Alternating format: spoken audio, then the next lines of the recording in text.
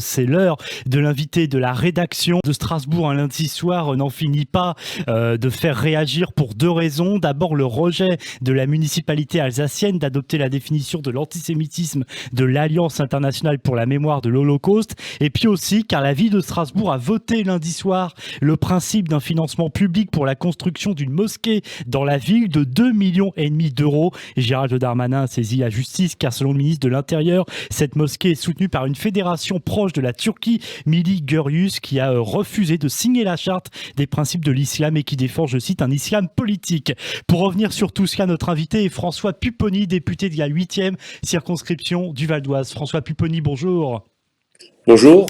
Merci d'être avec nous. Alors d'abord, on va revenir, parce qu'il s'est passé beaucoup de choses à ce conseil municipal, et bien sur donc ce qui s'est passé lundi soir, conseil municipal à majorité Europe Écologie Les Verts, qui a refusé de voter lundi soir la résolution de lutte contre l'antisémitisme de l'Alliance internationale pour la mémoire de l'Holocauste. Réaction immédiate et colère sur les réseaux sociaux du grand rabbin de France, Raïm Korsia, de l'ambassade d'Israël en France également. Que dites-vous après cette décision de la mairie de Strasbourg lundi soir?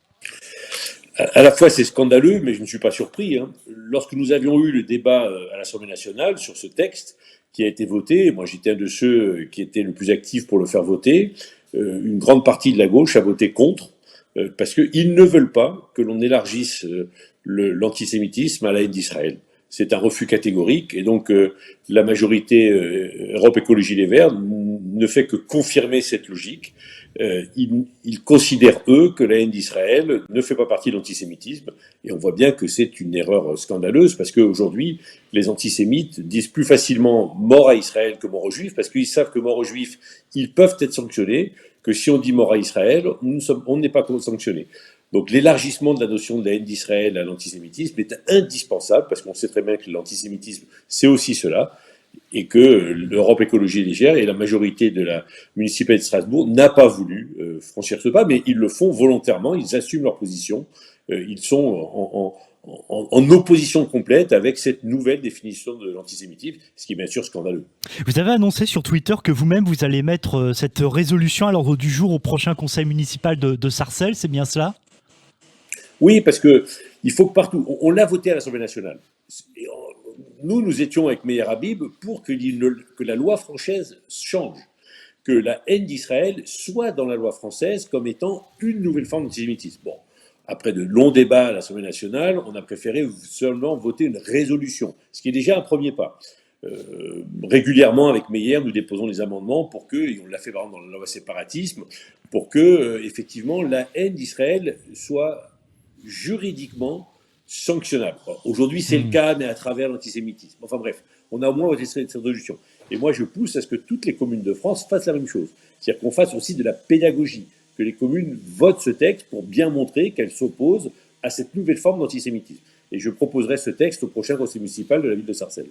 Cette décision, bien sûr, elle choque d'autant plus à Strasbourg, François Pupponi, que lors du même conseil municipal lundi soir, dans la capitale alsacienne, une subvention de 2,5 millions d'euros a été accordée pour construire une mosquée la plus grande d'Europe pour une fédération proche de la Turquie, Milli Görüs.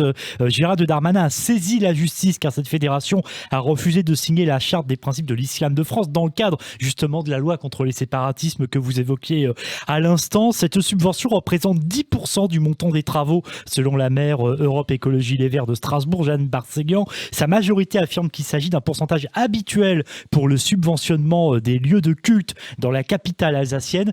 Que dites-vous face à cela et bien sûr au tollé suscité depuis lundi? Là aussi, c'est un scandale. Oui, effectivement, en Alsace, avec le Concordat, les municipalités ont le droit de financer les lieux de culte. La municipalité de Strasbourg l'a déjà fait pour d'autres cultes, et dès lors que c'est légal, ça ne pose pas de difficulté. Mais une municipalité n'est pas obligée de le faire. Elle peut choisir le lieu de culte, elle peut refuser la subvention. La subvention n'est pas de droit. Or, dans le cas présent, il fallait tout simplement refuser, parce que Milli Görüs, ce n'est pas n'importe quoi. C'est une fédération proche, effectivement, du pouvoir turc, proche des frères musulmans, et qui a refusé de signer la fameuse charte proposée par le président de la République et le ministre de l'Intérieur pour définir les règles de l'islam de France, où on s'engage à respecter les lois de la République. Dès lors que cette fédération a refusé, c'est donc mis quelque part en dehors de ces valeurs-là, on ne doit pas financer ces institutions, on ne doit pas financer cette fédération Milli Görüs, dont on sait qu'il pose de gros problèmes. Enfin, tous les services de renseignement l'ont fait remonter, le ministre de l'Intérieur l'a dit. Donc là, la municipalité de Strasbourg, et sa maire en particulier, Oui. ont pris la responsabilité, en connaissance de cause, de financer une mosquée qui sera détenue par une fédération qui pose des problèmes. Donc ça, c'est un choix politique que je condamne complètement, mais qui est un choix, je répète encore une fois, assumé par Europe Écologie Les Verts. Ils font les choses en connaissance de cause. Alors, il y a en plus un autre problème sur Strasbourg, c'est qu'il y a une règle normalement de droit budgétaire qui est qu'on ne peut pas financer un équipement lorsqu'il a été commencé. Or là, eh bien, l'équipement a été commencé, la fédération Miligorus avait du mal à finir, et donc on est venu voir la mairie. Donc je ne suis pas sûr, et je pense que c'est pour ça que le ministre de l'Intérieur a peut-être une chance de gagner son recours, je ne suis pas sûr que juridiquement la subvention puisse tenir. Vous connaissez bien cette association justement dont on parle, vous l'avez aussi rappelé sur Twitter, car vous avez alerté, dites-vous, sur le danger qu'elle représente, alors que le maire de Sarcelles a vendu un terrain municipal à cette même association. Oui, moi je sais, je les connais. Alors c'est compliqué parce que moi ils étaient venus me voir dans les années 2012, 13, 14. J'ai commencé à discuter avec eux. Oui. Ils s'appellent en fait, enfin ils s'appellent toujours CIMG. Et le MG de CIMG, en fait c'est Confédération Islamique Miligorus. Vous savez, quand on est maire comme ça, on ne sait pas exactement qui sont ces réseaux. On n'a pas de formation pour ça. Et moi à l'époque, j'ai commencé à discuter avec eux. Ils voulaient effectivement déjà à l'époque acheter un terrain. Et ce n'est pas l'État qui m'a alerté, ce sont des amis de la communauté assyro-chaldéenne qui m'ont dit mais attention, ces gens-là sont des gens dangereux, ils font partie des réseaux Erdogan, méfie-toi. Et donc, quand j'ai été informé officiellement, j'ai mis un terme aux négociations et j'ai refusé à l'époque de vendre le terrain. J'ai prévenu mes successeurs, or le maire de Sarcelles actuel a vendu un terrain municipal et vient d'accorder un permis de construire. Ce qui veut dire que le futur centre Miligorus en France sera construit à Sarcelles. Alors moi je m'y suis opposé, j'ai voté contre au conseil municipal, j'ai alerté le préfet en lui demandant d'appliquer la même jurisprudence qu'à Strasbourg, parce que cette fédération est de plus en plus influente, de plus en plus présente, et je condamne. C'était à Strasbourg un maire Europe Écologie Les Verts, c'est à Sarcelles un maire socialiste, mais c'est la même logique.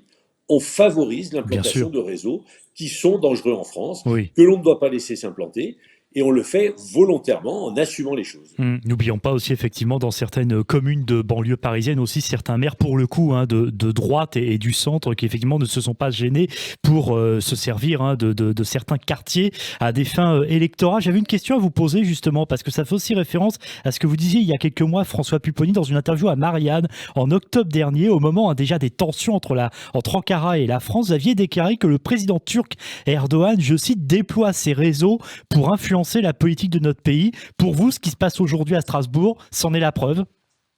C'est évident. La stratégie d'Erdogan, c'est d'être présent partout en France et de faire pression, y compris sur la géopolitique française. Il ne faut jamais oublier que lorsque l'on a voté à l'Assemblée nationale et au Sénat la pénalisation de la négation du génocide arménien, moi j'étais député à l'époque, l'ambassade de Turquie a contacté les parlementaires français pour qu'ils fassent une saisine du Conseil constitutionnel.